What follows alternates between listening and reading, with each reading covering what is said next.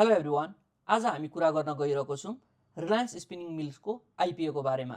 यो कम्पनीले अहिले 1,15,596 युनिट अफ सेयर चाहिँ इस्युड गरेको छ पब्लिक अफरिङको लागि। यो कम्पनीको फेस भ्यालु भने चाहिँ 100 रुपिस पर सेयर भए पनि यो कम्पनीले आफ्नो आइपिओ भने चाहिँ प्रिमियममा ल्याएको छ, जसको पर सेयरको प्राइस भने 820.80 रुपिस रहेको छ।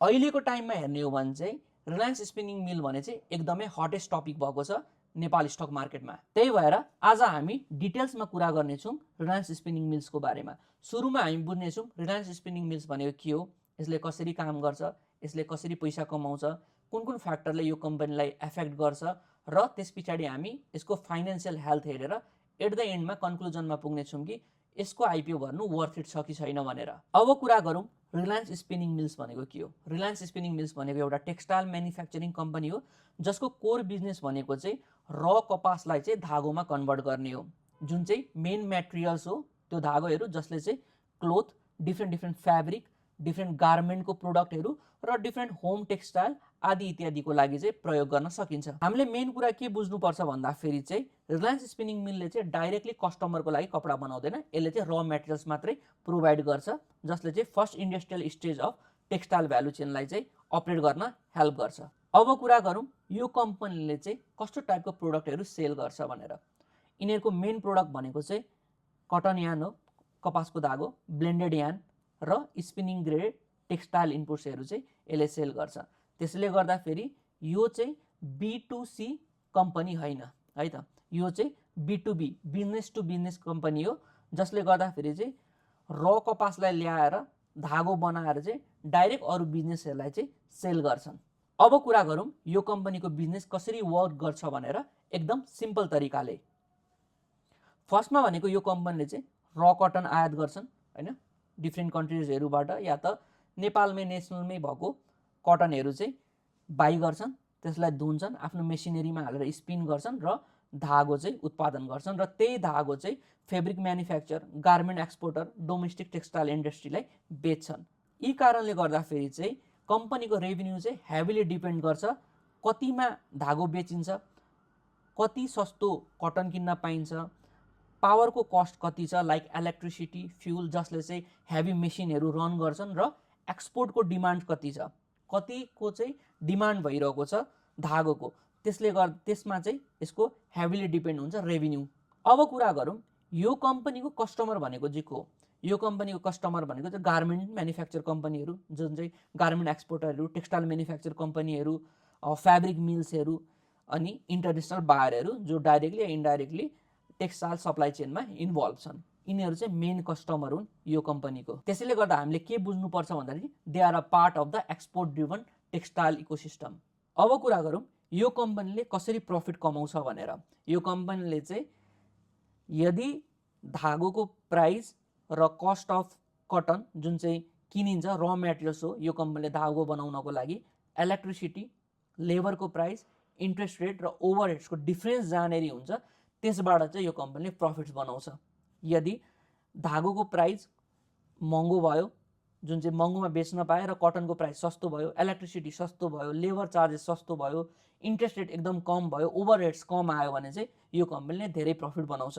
सो प्रफिट चाहिँ कहिले इन्क्रिज हुन्छ, जब कटनको प्राइस घट्यो इन्टरनेसनल मार्केटमा, डोमेस्टिक मार्केटमा, र धागोको डिमान्ड बढ्यो, पावर एकदमै स्टेबल छ र सस्तो छ, र एक्सपोर्ट पनि एकदमै स्ट्रङ छ, इन्ट्रेस्ट रेट एकदम कम छ भने यो कम्पनीले प्रफिट बनाउँछ।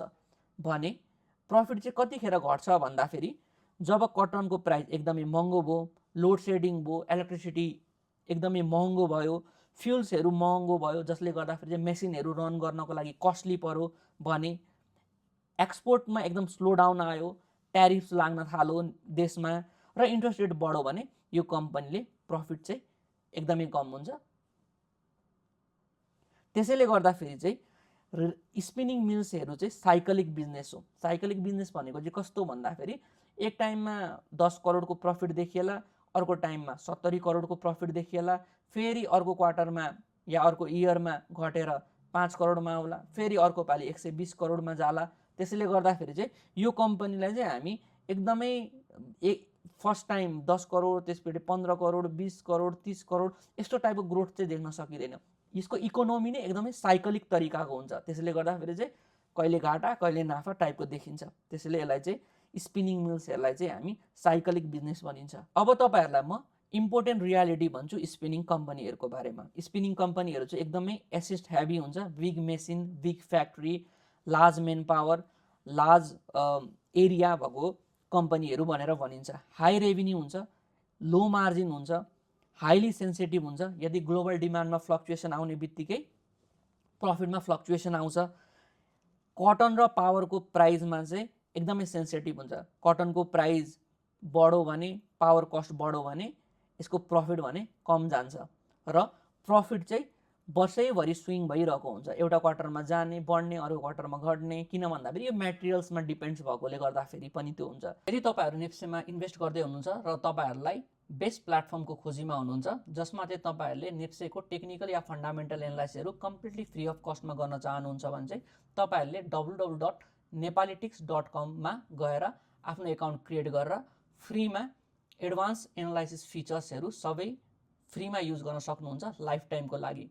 अहिले नै गएर तपाईँहरूले आफ्नो एकाउन्ट क्रिएट गरेर यो प्लेटफर्म युज गर्न सक्नुहुन्छ। त्यसैले गर्दाखेरि चाहिँ एउटा इयरमा राम्रो भयो भनेर हामी ग्यारेन्टी लिन सकिँदैन कि प्रत्येक इयर यसको ग्रोथ देखिन्छ भनेर।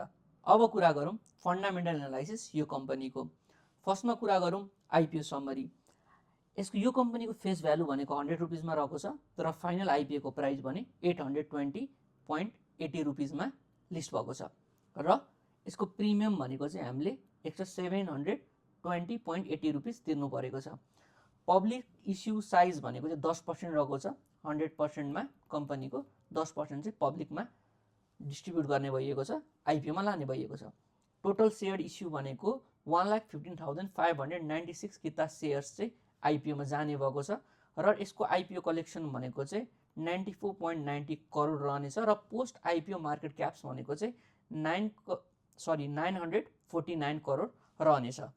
यो कम्पनीको बेस्ट पार्ट हामीले हेर्ने हो भने एसेटमा ग्रोथ भएको छ, 19 करोड भन्दा माथिको एसेटहरू जोडिएको छ, डेप्थ रिड्युस भएको छ, नेटवर्थमा पनि ग्रोथ आएको छ जुन चाहिँ एकदमै राम्रो हो कम्पेयर टु 2081 भन्दा 2082 मा।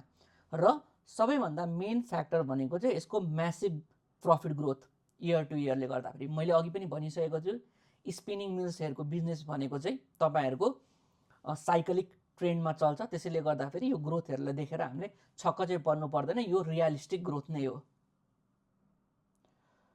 सबैभन्दा मेजर प्रब्लम भनेको यसमा के छ भन्दाखेरि यसको क्यास फ्लोको। यसको क्यास फ्लो भनेको चाहिँ ब्यालेन्समा 1.75 करोड मात्रै छ। यत्रो ठुलो क्लोज टु 1000 करोडको कम्पनीको यति मात्रै क्यास रिजर्भमा हुनु भनेको चाहिँ एकदमै नराम्रो, एकदमै वर्स्ट पार्ट हो। अब कुरा गरौँ यो कम्पनीको बेस्ट पार्ट चाहिँ के हो आइपिओको लागि, के कारणले चाहिँ हामीले चाहिँ आइपिओ भर्दा हुन्छ भन्ने हेर्ने हो भने चाहिँ एक्सप्लोसिभ प्रफिट ग्रोथ, म्यासिभ लेभलमा प्रफिट ग्रोथ भएको छ पछिल्लो इयरको भन्दा। मैले फेरि पनि कन्टिन्यू गरेँ कि साइकलिक ट्रेन्ड फलो गर्ने हुँदाखेरि यतिको ग्रोथ भयो भने चाहिँ यसमा छक्क नपर्दा हुन्छ, त्यो एकदमै नर्मल हो।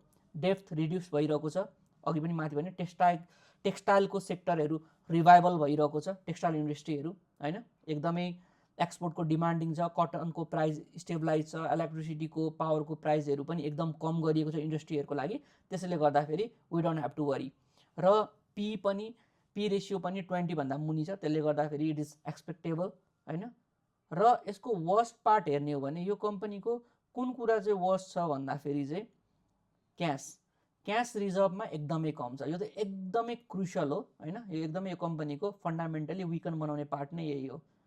ओन्ली 10% पब्लिक इस्यु भएको छ, त्यसले गर्दाखेरि 90% भनेको चाहिँ प्रमोटरमै रहन्छ र 10% मात्रैमा चाहिँ एकदम लेभलको म्यानिपुलेसन हुन्छ। त्यसैले गर्दाखेरि आइपिओ 200% 300% ग्रोथ भयो भने पनि तपाईँहरूले आश्चर्य नमान्दा फेरि हुन्छ, किनकि रियलिस्टिक हो। 1,15,000 किता मात्रै एकदम लो क्याप्स कम्पनीहरूमा पर्न जान्छ यो, यदि तपाईँले कम्पनीको सेयरको साइज हेर्ने हो भने पनि।